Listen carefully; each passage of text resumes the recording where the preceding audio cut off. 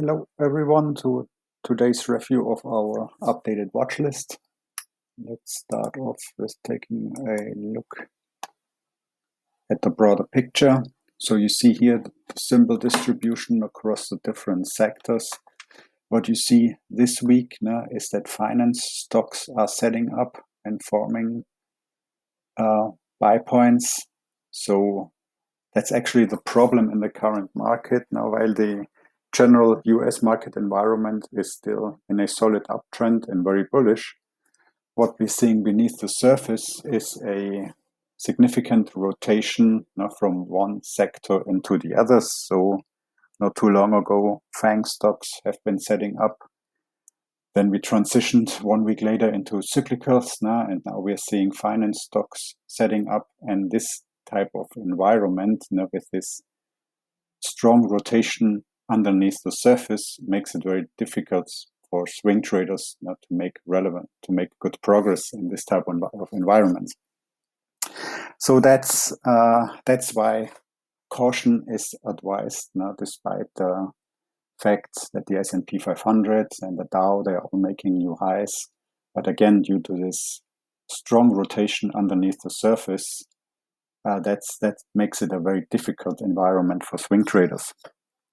I mentioned this earlier. Another way that we have addressed this issue is that we did transition to shorter time frames. Now we are not day trading, but we transitioned to shorter time frames. So we are kind of cutting off this strong market volatility as a result of this sector rotation. We're cutting this off by having a very high focus on risk management. So we're setting our stop loss exit points at a loss level of 2%, 3%. Now that's how we control this volatility in the current markets.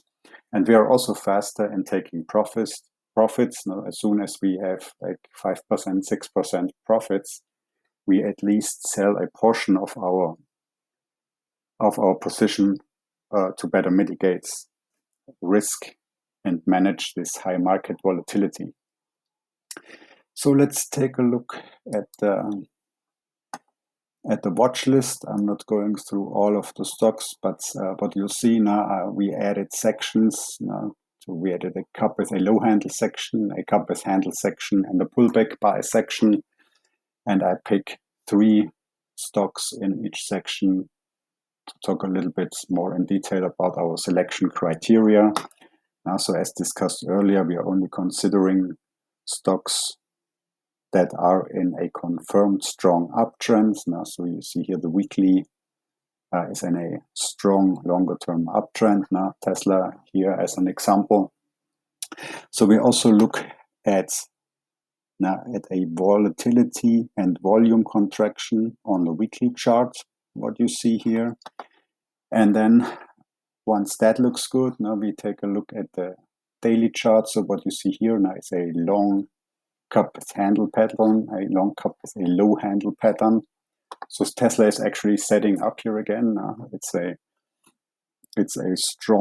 long cup about since February. That's very positive. The longer the better, basically. And what you see here now is that it forms a low handle, and we also see here a significant volatility contraction as well as a volume contraction. So this allows us for a low risk entry point. If you take a look from this base here, this base of the last 4 trading days. So we have here an entry with a technical stop lower than 3%, which makes it a very attractive risk reward trade for us. So in case Tesla should break out above the high of that day, so 742, we will consider to open a position here. So that's like the technical analysis. Now we also take a look at the most critical fundamentals. Now the quarterly earnings per share being the most relevant fundamental indicator. So what we want to see here over the last few quarters is an exponential increase in in earnings per share. Now you see that's a positive here. And what we also look for are positive surprises. Now these gray dots are the estimates, and the green or red dots are the reported earnings per share. In case it's a green dot, the reported earnings per share are higher than the estimates, which is a very positive. And that is because that's the big institutions. They have their algorithms and radar screens, and a stock will make it on the radar screen of the big institutions. In case you either have an accelerated exponential increase of quarterly earnings, but a stock also makes it on the radar screens of the big institutions in case we have positive surprises here now. Once a stock is on the radar screen of the institutions now, there's a higher probability that big money will pour into this stock, accelerating stock price higher, and then as a further result, will attract the attention of momentum traders, so that you end up in a self-accelerating cycle, and you have a higher probability that the stock will significantly increase in price. Okay, let's look at one more here. This is a cup with a high handle. Again, we look at a confirmed long-term uptrend on the weekly, and then we look for a consolidation period now of at least 7, 8, 9 weeks.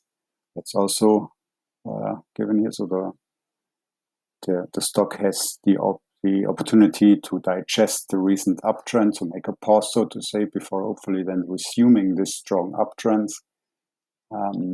So in case the stock would break out here like this above 35.2, you could potentially enter a position with a reasonable stop loss in the range of about 4%. Now you could use a mathematical stop in case that's too much for you in the current environment, like 2.5% would also be an acceptable stop in this case. We also have the new section, the pullback buys now. So you see here the cup and handle pattern broke out, pulled back, then it set up an additional little cup with a low handle. It broke out and then it pulled back. So what you can do is to enter a pullback trade now when the price goes above the high of the last trading day, which would be the 30.4, and then you could set the stop loss at the low of this last trading day, which would give you a very low risk entry point for this type of pullback buy entries into a new stock position here. As mentioned in the weekly risk model updates, caution is advised because of this high sector rotation. So if it works for you, you can increase your exposure, but be very careful and always be prepared for the downside. Now, again, we are managing this difficult market environment by cutting our losses and limiting those to 2 or maximum 3% this time. So we transition to shorter time frames, which worked well for us over the last couple of months. But if you want to stick to a classic swing trading, like stop losses 8%, maximum 10%, and gains of 20% or higher, now that's a really difficult environment right now, and you may want to raise cash in case you do not feel comfortable with a shorter term trading. Okay, you'll find this updated watch list as a link attached to this video, and I hope this has been helpful. Markets open again tomorrow due to Labor Day today in the US, and I hope you all have a good trading week, and I talk to you next time. Thank you.